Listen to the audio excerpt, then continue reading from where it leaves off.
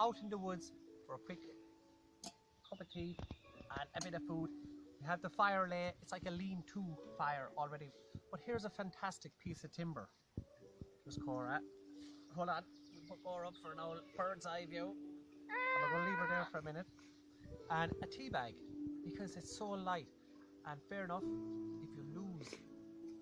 if you empty out a tea bag and you take the leaves out of it, and I should put them into a cup, but I don't have a cup near me. But they're the paper, extreme light, and we already have extra tinder in underneath all the little twigs ready to go, and the axe is placed at an angle where you can actually just put it underneath and give her a scrape with the fire steel, or as they say, the metal match. A good scrape. Go on.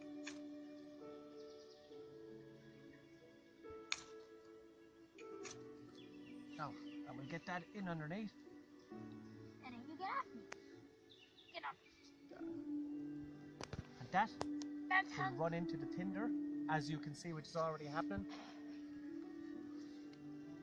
And a lovely simple way of just lighting your fire. You can actually do it with one hand if you have one hand injured. And there we go. Time for a cup of tea.